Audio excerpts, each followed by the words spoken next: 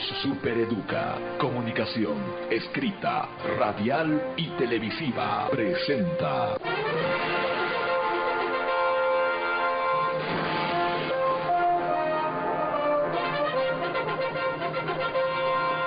Circuito electoral. ¿Cómo están, amigos? Gracias por acompañarnos en el circuito electoral. Ya se han conocido varias encuestas y claro, mi primera pregunta será a Gonzalo Quiroga, a quien le agradezco por acompañarnos en el programa.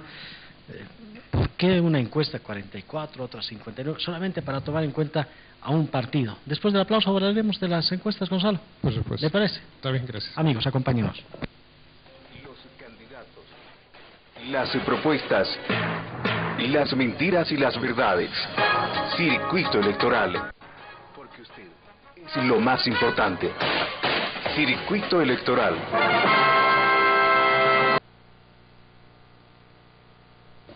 Bueno, Gonzalo Quiroga, la última vez que nos encontramos hablábamos aquí de Fancesa, ¿no? Sí, la última vez vimos sobre Fancesa. la evolución del proyecto Fancesa. Y bueno, han pasado muchos momentos críticos. Sí. Y yo le iba a preguntar, ¿se animaría usted a hacerse cargo de la gerencia en Fancesa? Yo no soy una persona que le quito el cuerpo a ninguno de los problemas. Si a mí me hubieran llamado para hacerme cargo de la gerencia general de Fancesa, seguramente estaría en este momento ahí haciendo muchas cosas para reordenar muchos temas que en mi opinión deberían hacerse. Pero todavía no se ha dado eso y no creo que se dé tampoco, así que seguiremos esperando. ¿Es atractivo ser gerente general de una empresa en la que tiene tres patas políticas diferentes? Yo no creo que sea atractivo el tema político. Siempre lo hablamos también la última vez. Fancesa tiene una injerencia política, pero no tiene tres dueños. Básicamente siempre hemos dicho lo mismo. Fancesa es de todos y es de nadie. Pero lo que sí es importante destacar dentro de lo que es el aspecto Fancesa es que Fancesa requiere hacer una serie de elementos y una serie de cambios necesarios para poder trabajar estos puntos de vista técnicos. Tiene que transformarse en algo técnico. Gracias. Tiene que transformarse en algo técnico. No puede transformarse en algo en el cual solamente se plantee un aspecto de tipo político. Esa es la razón por la cual no estamos viendo progresos, ni estamos viendo crecimientos, ni estamos viendo que las condiciones de la fábrica sean las mejores. Pero, insisto, o sea, no, si vas a meter el tema político vas a necesitar gente que derive y que tenga, ¿no es cierto?, que cumplir con los preceptos políticos más que con los preceptos técnicos. Y eso es lo que está haciendo daño a una fábrica que es el único sustento de este departamento, lamentablemente. Pero si habría una convocatoria, ¿todavía se anima? Bueno, la convocatoria ya fue hecha y yo no me presenté para nada. Al anterior sí. ¿Ah? Al anterior sí. Me he presentado a las anteriores, he presentado varias veces. Me he enterado también de que las decisiones de selecciones han sido hechas al calor de estos aspectos más políticos que de aspectos técnicos, y por eso que en esta última preferí no presentarme, para no tener que seguir estando en el juego de saber si eventualmente tienes un aval político o no lo tienes. Yo no tengo avales políticos y mi presencia es técnica. Y como en este momento se requiere gente funcional a los aspectos políticos, obviamente no tenía para qué perder mi tiempo. Gonzalo creo que está, pero en el tema de las consultorías a nivel nacional e internacional. Sí, mantengo eso en una empresa que tenemos ya 3 años en Bolivia, presencia internacional, y que gracias a Dios nos está yendo bastante bien. Tenemos muchos aspectos que hacer y desarrollamos muchos proyectos en muchas amplias áreas, tanto productivas, financieras, sociales, que hacen a la empresa en particular. Ha hecho política usted de manera que conoce cómo se puede leer los números de las encuestas, y entonces yo, es lo que le preguntaba al principio, le iba a preguntar, aparece una encuesta 44% un candidato, el mismo candidato otra encuesta 59%, pero si los márgenes no tienen que ser más menos 3 o 5% en el extremo, ¿qué es lo que pasa? No, por experiencia te puedo decir que las encuestas generalmente dependen mucho de los factores de calidad que cada encuesta tiene. Yo, de todas las que he visto, he estado revisando durante estos últimos días, por las noticias que han estado apareciendo, hay una sola empresa que siempre me ha dado mucha confianza. No voy a dar el nombre para que no tengamos que estar haciendo propagandas, pero sí es la que presentó la información en uno de los matutinos de La Paz, de La Razón. Entonces, con eso te puedo decir que generalmente los números que se plantean dependen mucho del factor de la población que se va a determinar y cuál es la muestra que se está considerando. Lo que está mostrándote son dos elementos. El primero de ellos es que hay una conformación de un voto duro. O sea, cada uno de los candidatos tiene un voto duro, o sea, alguien propio de él. Para el televidente, a ver si me ayuda con la camarita, mi querido Max. El voto duro significa aquel incondicional votante que gusta de un determinado candidato y haga lo que haga, sí va a votar por ese candidato. Ese es el voto duro. Ese es el voto duro, es la persona, es el voto que va directamente al candidato, que no tiene cambios, que nadie lo va a modificar, que nadie lo va a cambiar, que así yo te diga algo o así yo te prometa algo, tú lo vas a cambiar desde tu punto de vista. Es como cuando uno está enamorado, nos digan lo que nos digan, no, yo sigo enamorado, no creo lo que me digan. Depende de la persona que tengas al frente. Sí. Pero vamos a ver. Si no me enojo, ¿no? Por supuesto. Pero eso, vuelvo a decirte, esa es la parte dura. Entonces las cifras que se han mostrado son aquellas que están relacionadas con el voto duro de cada candidato. Después se maneja una cifra que es más menos, ¿cierto? O sea, ese voto duro puede variar hacia arriba, puede variar hacia abajo. Generalmente a estas alturas, faltando 2 meses para las elecciones, el margen de error es 10%. 10%. Después se empieza a manejar una condición que va acercando a esa cifra y la va achicando, más menos 3, más menos 2, y va haciéndola mucho más cercana.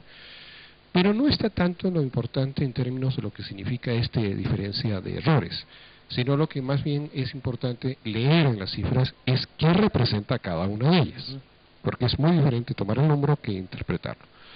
Y lo que nos han mostrado las encuestas en este momento es que el movimiento al socialismo, como alguna vez también lo hablamos aquí contigo, tiene por delante mucho más por hacer. O sea, está empezando con una base muy fuerte, cercana a los 45 o 46% promedio, y de ahí para adelante lo que haga es ganancia. Haga es ganancia. Entonces eso significa que fácilmente ellos pueden estar, si consideramos un más menos 5, estamos hablando que ellos pueden estar sobre el 53% otra vez.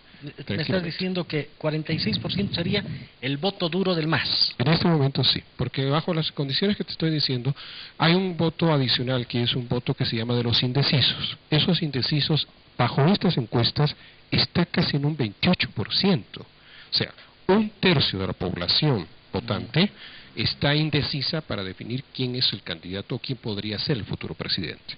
Entonces, sobre esa base, ese 28 tú tienes que distribuirlo en los candidatos. Más o menos es el margen que utilizas. Entonces, estás hablando que más podría estar en una cifra muy baja, pero muy baja, entre un 53 y un 54% fácil en esta condición, teniendo la capacidad de tomar este grupo de, ¿no es cierto?, de indecisos y llevarlos, ¿no es cierto?, a su bolso de votación que tiene. Ahora, ¿qué nos muestra estas encuestas? Nos muestra la polaridad de Bolivia, la polaridad tradicional de Bolivia. No nos está mostrando cosas nuevas. Nos está mostrando un grupo socialista que tiene, ¿no es cierto?, toda una condición con una gran mayoría, con un voto duro, muy fuerte, que ha estado trabajando, que sigue trabajando, que da resultados en sus trabajos y que al mismo tiempo te está manejando del centro de la izquierda hacia la izquierda, que es un movimiento del socialismo. Un centro socialista que podríamos denominarlo a Juan del Granado, que ha concentrado toda su votación en la ciudad de La Paz, que ese es su fuerte, que está jugando una etapa muy interesante y algo interesantísimo de analizar, que es el hecho que él no está jugando a la presidencia, él está jugando al Congreso, o sea, jugando a la Asamblea, tener votos para estar en la Asamblea y hacer mucho más fuerte su presencia en la Asamblea en las decisiones que el país vaya a tener en los siguientes 5 años. Te pasas al otro lado y tienes un voto central de derecha, que es Samuel Doria Medina, que aunque muchos digan que no es, está en ese lado, y obviamente tiene un juego muy interesante que está recibiendo una votación castigo en este momento. ¿A qué me refiero? Samuel ha conseguido y empezó a formar un frente amplio, aglutinó a muchas fuerzas. Que realmente era amplio, como Era para la izquierda, grande, como para la derecha. Pero buscaba esa condición, pero era interesante, y eso le estaba dando mucho rédito, y de repente se da cuenta que él no tiene un voto duro como persona. Entonces suelta a todo este grupo y lo toma al grupo de Santa Cruz y del Beni, ¿cierto?, el grupo de los demócratas, que tienen un voto duro concentrado en los 2 departamentos. Y entre todo eso no suma más allá del 18. Entonces tiene un 18%. Entonces se concentra ahí. Entonces él está buscando una plataforma y la consigue con este 18%, que de ahí tiene que empezar a jugar mucho más arriba. Ese sería su voto duro. Ese es su voto duro en este momento. Y el que llama la atención es Jorge Quiroga, porque sin tener nada que decir, sin tener nada que hacer, más bien se levanta y lleva a toda la derecha más extrema, ¿cierto? Al grupo de derecha que se sale del medio, y ese grupo es quien aglutina primero a toda esta gente que ha sido desplazada del grupo de los demócratas y los asocia y le quita básicamente a Samuel un 15%. Si Samuel hubiera mantenido eso, estaría más o menos en un 30-32%. Claro, si sumábamos las encuestas, Samuel con Costas, sumando ya llegaba a los 32. Sumando Samuel con Jorge. Con Costas. Con Jorge Quiroga. No, con Costas. No, pero en sí. Porque Samuel tenía 16 y Costas tenía 14. Entonces, si sumáramos... Sumaba, estaba en esa pero posición. Costas no apostó. Pero Costas no apostó, y más bien al contrario, sino que se baja, pone, ¿no es cierto?, Ernesto Suárez en el camino, porque atrae el voto básicamente fuerte del Beni, y lo que hace es que estos desplazados de la derecha se aglutinan alrededor de Jorge Quiroga para tener, ¿no es cierto?, esta posición de un 15%. Y ahí tienes toda la gama. Ahora, hay un tercer partido aquí, o digamos un cuarto en discordia, un quinto en discordia, que es el tema del Partido Verde, que en mi opinión es el único que tiene doctrina. ¿Por qué? Porque es la gente del Timnis. Entonces ellos están planteando una solución desde el punto de vista indígena, campesino, y desde el punto de vista del deseo de mantenimiento de las tierras para los pueblos indígenas en peligrosa extinción. Pero se quedaron con eso. No tienen pero están ahí, están ahí, pero tienen un líder que es el que estaba, ¿no es cierto?, en el caso del Timnis, si no me equivoco, Suárez, quien es de alguna manera quien está manejando esa condición. Esa es la gama que tenemos hoy día. Vargas, ¿no? Vargas, que tenemos hoy día. Esa es la gama que tenemos hoy día. Y obviamente es un detalle que hay que empezarlo a analizar ya a la luz de los hechos que van a empezar a surgir en el tiempo. Y yo sigo insistiendo en lo mismo, o sea, yo creo que la oposición se equivocó, y sigo insistiendo y lo voy a seguir diciendo, o sea, para poder enfrentar al MAS se requería una oposición unida, y lo único que se ha logrado es más bien una oposición desmembrada en tres áreas, ¿cierto? En el caso de Samuel, Jorge Quiroga, y el otro caso que es el tema de la paz, ¿cierto? Con Juan del Granado, que está separado, que ha desmembrado los votos, que ha separado y que ha incrementado el número de indecisos. Porque mucha gente cuando veía a Samuel en el concepto de tratar de aglutinar, le gustaba la idea. Pero al momento en que suelta la aglutinación, se separa. Entonces ya deja de ser indeciso. Y como mucha gente me dice muchas veces, hay que votar ganador. Entonces mucha gente que no tiene decisión de voto, está pensando más bien en dar el voto al MAS, porque sabe que es el potencial ganador de las elecciones. Pero así como hay un voto duro del MAS, que según tú es más o menos el 46%, debe haber un voto duro anti-MAS. Pero es el que tú sumas en estas tres candidaturas. ¿A los 30? ¿30%? No, más, que es 30, 10, más o menos está en un 40. El voto duro. El voto duro de la oposición. Pero eso es lo que molesta, que la oposición no haya tenido la capacidad de hacer un análisis crítico, ¿cierto?, y haber analizado las cosas y plantearlo. Y otro elemento que también está en juego es que si tú te das cuenta, no hay propuestas. O sea, cuando me tocó a mí estar en política y hacer cosas, lo primero que nosotros planteamos es cuál es la propuesta con la que vas a llegar. Y en los dos elementos, en las dos etapas que me tocó vivirlas, nosotros llegábamos con una propuesta al respecto, un libro, una cosa, un detalle, condiciones, reglas, normas, ejes de trabajo, que muchos de esos ejes de trabajo actualmente el MAS los está usando y los maneja. Pero ¿qué es lo que sucede ante lo que tienes al frente de un gobierno que tiene un plan de trabajo? Que lo tiene, que es la Agenda 2025. Plan de trabajo. Ese es su plan de trabajo. La agenda del MAS es el año 2025. O sea, esa es su agenda. Pero 13 es puntos bien determinados. a la propuesta que tenía el 2006 que decía Asamblea Constituyente, por ejemplo. Es que ha ido evolucionando. Y eso es lo interesante desde el punto de vista del análisis político, que el Grupo MAS ha ido evolucionando y ha ido modificando su agenda constantemente a la luz de las necesidades que va teniendo al frente. Mientras que al otro lado de la vereda tienes una oposición que no te da una propuesta. O sea, yo técnicamente quiero ver una propuesta del Grupo de Demócratas y no la tengo. ¿Cuál es la única? Vender los helicópteros, vender los carros. No tiene sentido. Y al otro lado tienes una propuesta de Jorge Quiroga que dice, es que si yo soy presidente, entonces voy a enjuiciar a todo el mundo que está al frente. Entonces, hay una posición que no está clara. ¿Qué es lo que busca la gente? ¿Qué es lo que quiere la gente? La gente quiere trabajo, primero, cosa que además todavía no lo termina de consolidar. Todos los años es 50.000 empleos, nunca se termina. ¿Qué quiere? Quiere tranquilidad. Quiere que su hijo tenga una buena escuela. Quiere salud.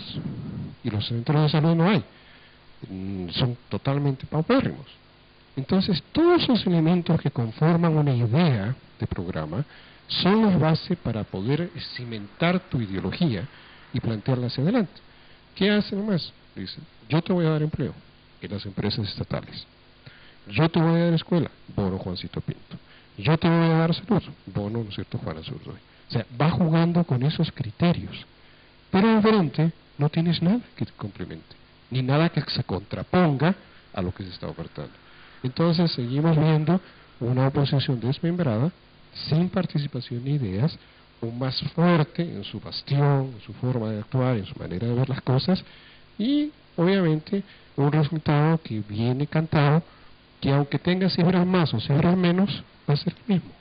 Lo que se está jugando ahorita es si es que eventualmente pueda o no tener los 2/3 en la asamblea. Y de eso hablaremos después de la pausa. Claro que sí. Ya volvemos, amigos.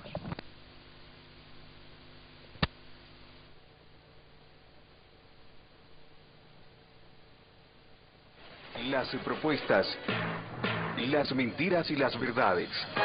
Circuito Electoral, porque usted es lo más importante. Circuito Electoral.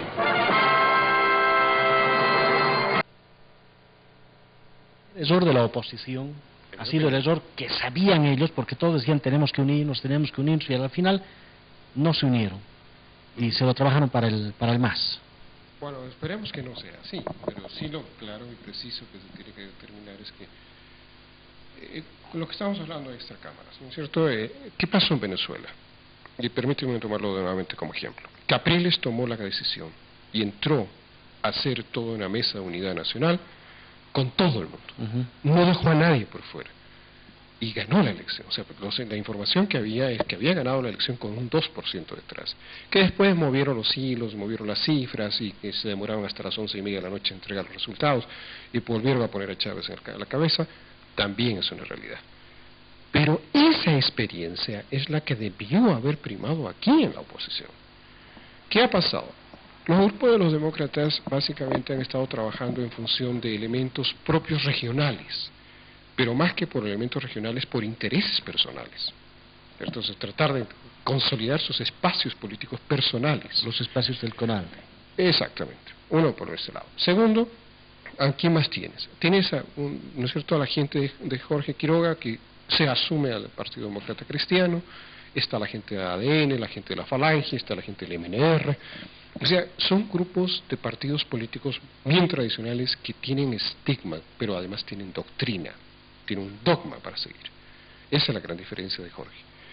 Pero en el otro caso de Samuel, la gente empezó a darse cuenta que no era factible pensar en él, no era serio pensar en él, cuando en sus elecciones primarias de Unidad Nacional, y dentro del mismo grupo que trataron de sacar con la famosa alianza que trataron de generar, empezaron a hacer una encuesta para poder determinar quién podía ser el candidato. Entonces ya no estás hablando de un tema democrático, estás hablando básicamente de un muestreo. Entonces eso en técnicas políticas no existe. Y haces ese tipo de elementos que te afectan de esa forma. Entonces a eso súmale, y súmale también el hecho que en algún momento determinado... Ahora, podría haber sido una buena iniciativa ese muestreo si consideraba a todos. Si consideraba una muestra a Tuto y... a todo el mundo, a toda la gente que realmente tenía posiciones o una vocación política que pudiera avanzar. Está el tema de Juan del Granado. Te insisto que Juan del Granado, en mi opinión, es el único que está jugando políticamente muy bien sus hilos, porque se ha concentrado en la ciudad de La Paz, está con un voto duro en la hollada. Sus resultados dentro del municipio de La Paz son excelentes, son muy buenos, y eso le está permitiendo solventar el tema de los votos necesarios para tener una presencia más fuerte dentro del Parlamento. Eso es lo que está buscando él. Trató de lograr una alianza con Costas en Santa Cruz, no lo consigue, no lo consigue, aparentemente por las negociaciones que empezaron a surgir por debajo entre Unidad Nacional y los demócratas, pensando en esta asociación porcentual, que acá vamos a ver que básicamente podría haber estado Costas y él hubieran estado más o menos en 30-32%, que ya es muy diferente, ¿verdad?, a entrar a una diferencia contra el 45%, mucho más chica, que estar entrando con lo que eventualmente se está entrando ahora.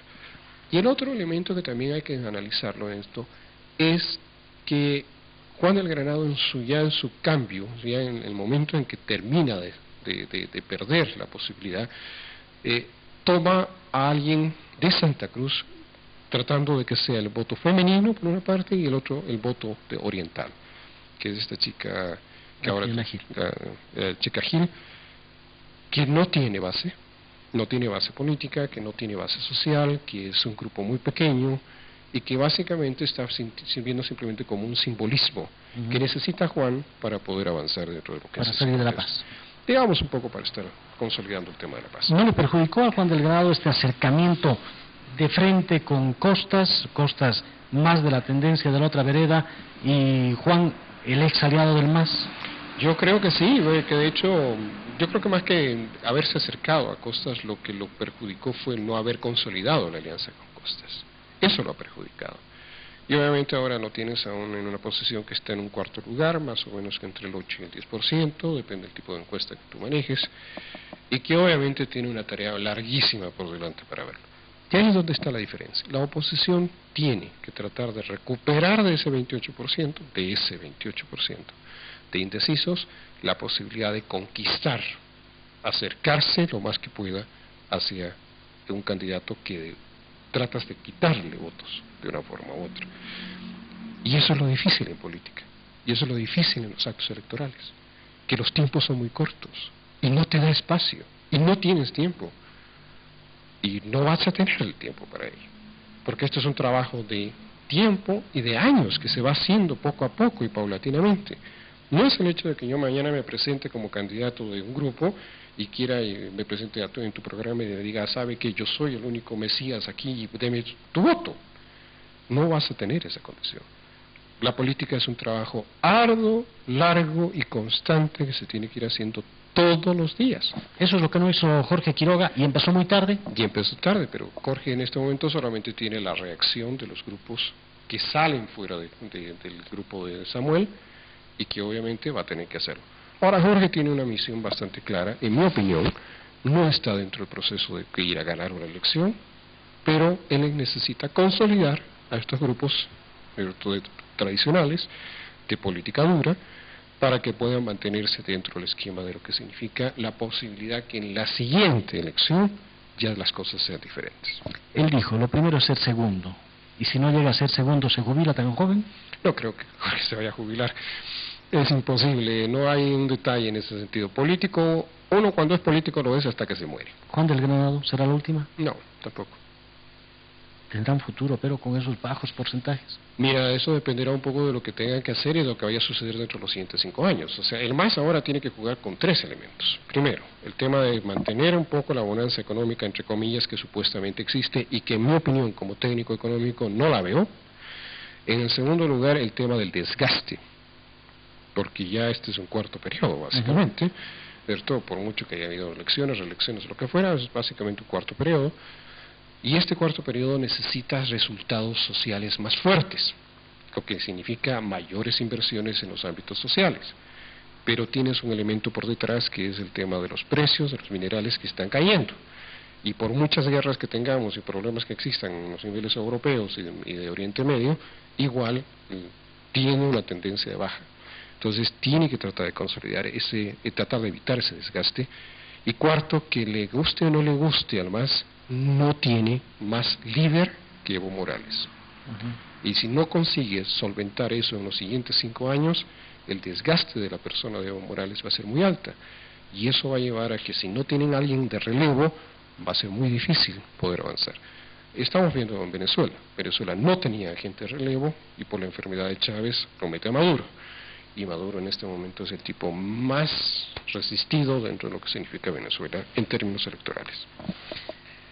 En la oposición va a ser más dura la pelea entre Jorge Quiroga y Samuel Doria Medina, que con el MAS. Si te concentras solo en el área opositora, sí. El área opositora necesita solventar y consolidar espacios. Costas requiere consolidar el espacio de Santa Cruz. Ha perdido espacios. Los demócratas han perdido espacios. Eso nadie lo va a poder dejar de decir. En Santa Cruz el MAS ha entrado muy fuerte. Ha ganado el Plan 3000, ha ganado la Pampa de la Isla, ha ganado provincias, o sea, se ha consolidado. En el Beni el MAS también se ha consolidado, haciendo lo que vayan perdiendo los demócratas espacios. Entonces tienen que tratar de recuperarlos, como sea. Entonces, ¿quién va a poder manejar un esquema de estas características? Aquel que logre tener mayores réditos dentro del Parlamento. Ahora, eso no significa que porque tengas mayor votación, tú tengas mayores parlamentarios. Recuerda que esas es un poco las cifras repartidoras y todo lo demás. Lo hablábamos y decíamos, ¿qué pasa en Chuquisaca? ¿Cómo va a estar el tema senatorial? Posiblemente nomás arrase con todos, posiblemente, o posiblemente sea 2-1, que sea lo que tengamos, en el mejor de los casos, o 3-1, ¿verdad? Que sería el mejor de los casos. Pero, vuelvo a decirte, esos son elementos que la oposición va a tener que empezar a jugar ahora. Ahora, ¿qué puede suceder?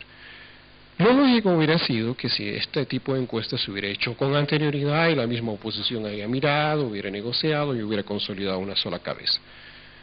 Yo recuerdo que Jorge en un momento determinado dijo que si él recibía la información de que no tenía posibilidades, ¿cierto?, fuertes y reales, entonces él declinaba su candidatura y aprovechaba para aliarse a quien podía ser candidato ganador. En estas circunstancias ya no hay esa condición. En estas circunstancias cada uno de los opositores tiene que velar por tratar de consolidar su posición política en función de sus necesidades parlamentarias. Y es a eso a lo que va a jugar la oposición en este momento, con mayor ventaja para Juan del Granado que para los otros. ¿Por qué? ¿Por la paz? Por la paz. ¿El número de parlamentarios que están de acuerdo? Es el tema. O sea, que aquí el tema, y eso también yo lo he vivido personalmente, en el tema que significa la votación por lugar. Entonces, tú empiezas a mirar los bolsones donde puedas tener mayores opciones, y vas mirando las opciones que tú tienes para poder conseguir mayor presencia parlamentaria. Entonces, yo sigo insistiendo. Una vez uno de tus colegas periodistas me preguntó, me dijo, ¿qué opinabas sobre esta elección? Y yo dije algo que quizás haya estado muy equivocado, pero creo que el tiempo me ha dado la razón. Esta no es una elección presidencial. Ya está definido quién va a ser el presidente y el vicepresidente. Esta es una elección para lograr mayor presencia parlamentaria. Entonces, es ahora la oposición dividida, tratando de evitar que el MAS tenga los 2 tercios dentro del Parlamento. Y si no tiene 2 tercios, ¿obligado a pactar con alguno más cercano, Juan? Y es ahí donde decía también a uno de tus colegas, es el juego de Juan del Granado. Él va a ser el voto de oro dentro del Parlamento. Y harán acuerdos de conducción del proceso de cambio y vuelven a tener los 2 tercios, si el MAS los necesita. Si el MAS lo necesita, cosa que aparentemente, como van las situaciones, mira, yo hasta me atrevería a decir que no creo que necesite muchísimo apoyo, digamos. Necesitará algún tipo de apoyo en algunos momentos, pero así como para desear que tengan, no pareciera.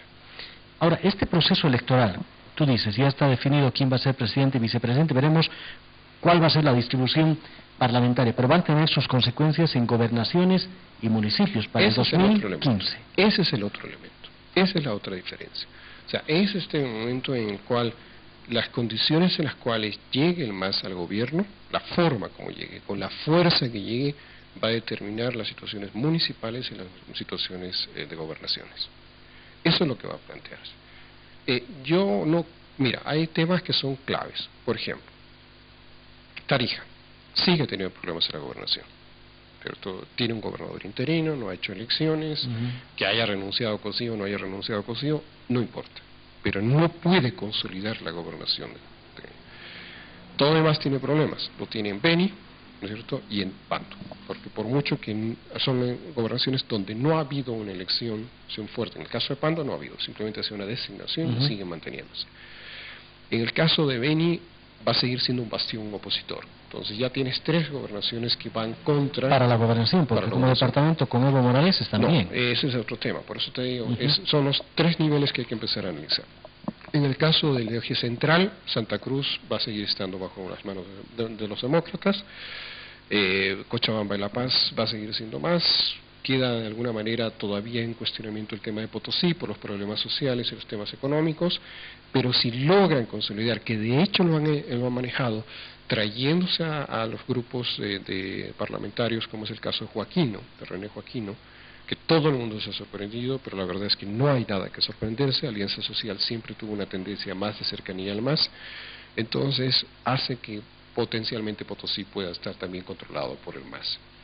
Oruro es otro cantar, ese es un tema, un bastión masista que debería haber sido consolidado por Unidad Nacional y no se fue consolidado en su momento. Y el tema de Chuquisaca, que sigue siendo un tema un poco nebuloso. ¿Por qué lo digo así? Porque las provincias son las que determinan un poco quién es el gobernador. Son ellas las que van a darle el peso más fuerte. Por el voto duro. Por el voto duro, por una parte, y por otra parte, que hay ahí un concepto que se estaba buscando mucho en el MAS dentro del concepto de Chuquisaca, es que se necesita mayor presencia de clase media. Y esa presencia de clase media potencialmente puede llevar a que grupos afines o grupos, personas indecisas que no tengan el deseo de participar con el MAS, puedan apoyarlo a ellos, ¿no es cierto? Entonces, en eso es un análisis muy frío y bien determinante. Otro cantar son las elecciones municipales. Y hablaremos después de la pausa. Como quieras. Incluye lo de Santa Cruz, porque en Santa Cruz dicen que la alianza entre Costas y Samuel con Frente Amplio no fue más sólida por Antelo. Y si Antelo va a la gobernación, podría entregarles también la gobernación al MAS. Después de la pausa. Podría ser.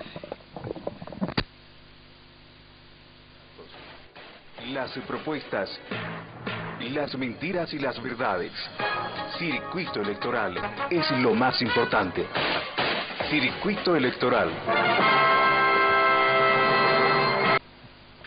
Y entonces, antes de entrar al tema municipales, porque los resabios de esta elección general van a tener muchos efectos en las municipales y gobernaciones, pero en Santa Cruz, Rubén Costas,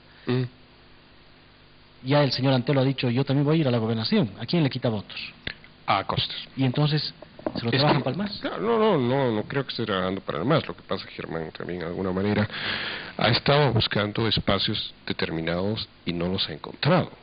Entonces, quien es político va a manejar esa condición y va a buscar los espacios necesarios para ello. Obviamente depende un poco también de tu carisma y de tus principios que tienes, ¿cierto?, para poder lograr esa condición.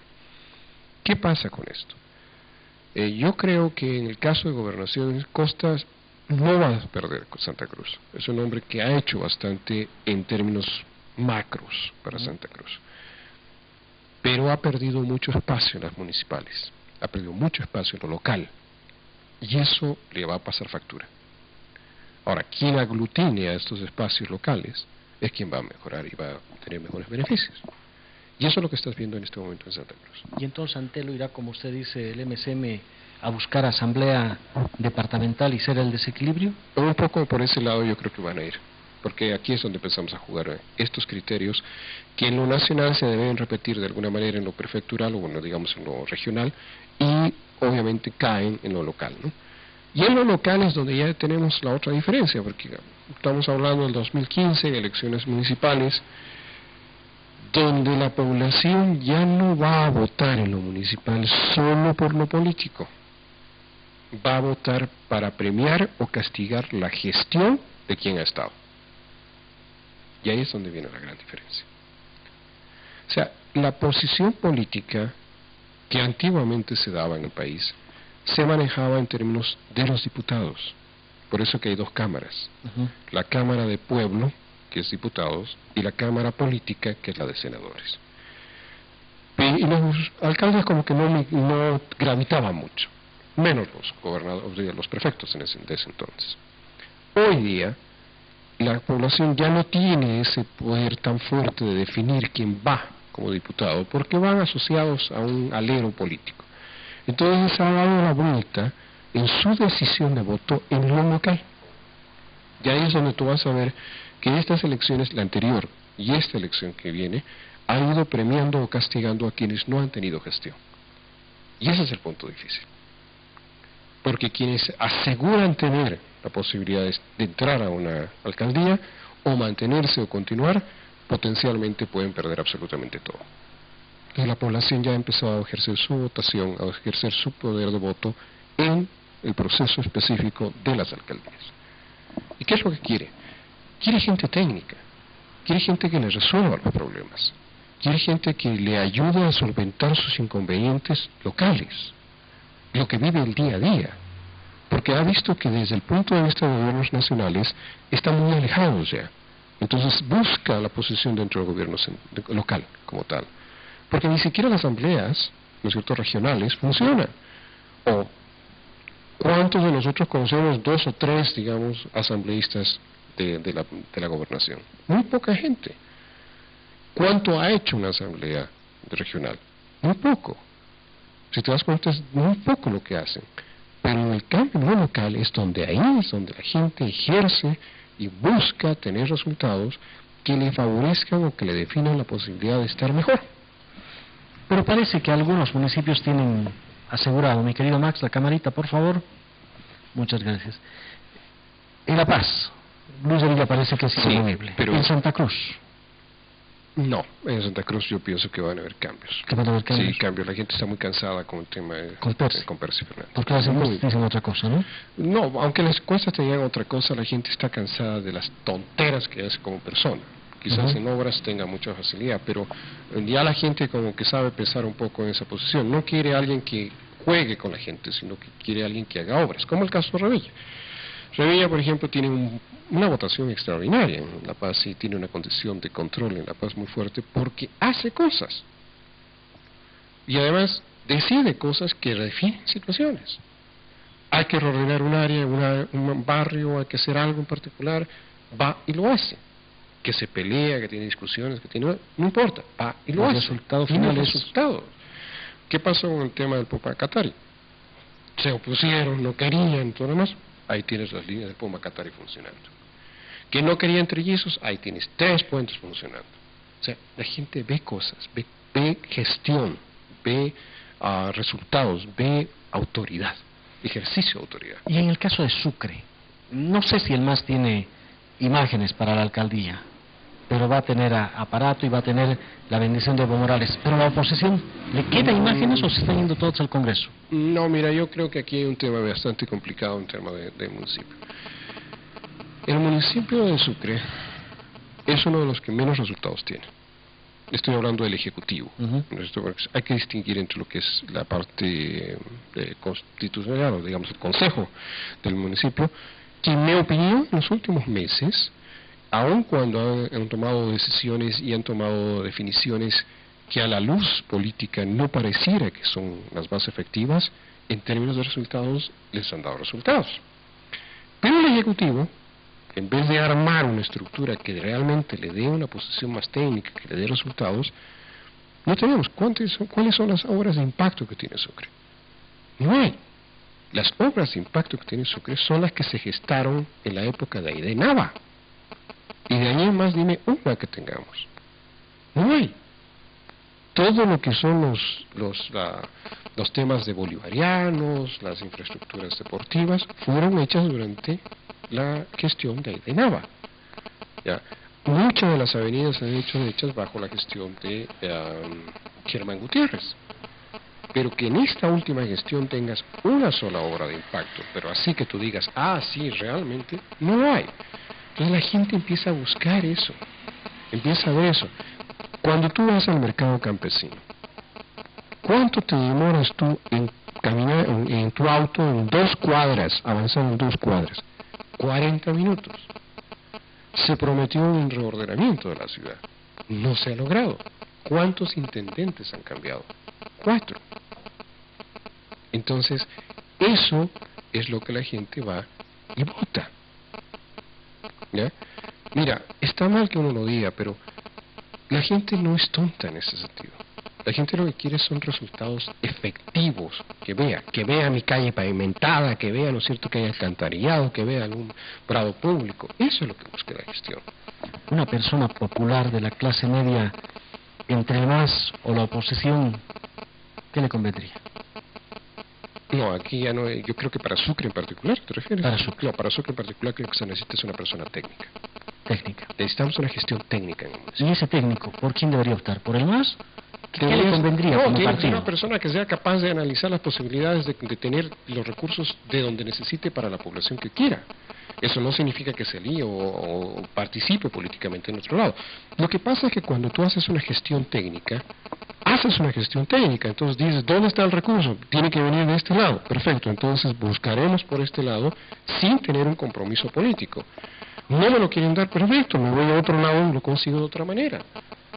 Porque fuentes de eso hay muchas para hacerlo. Pero si tú lo que vas a hacer es comprometerte a hacer algo porque eso te va a dar un rédito político, ya, dejaste de tener una gestión técnica. Muchas gracias, Gonzalo. Qué rápido se ha pasado, ¿no? Sí, Nos hemos distraído. Como ustedes también espero que así sea. Buenas noches, amigos.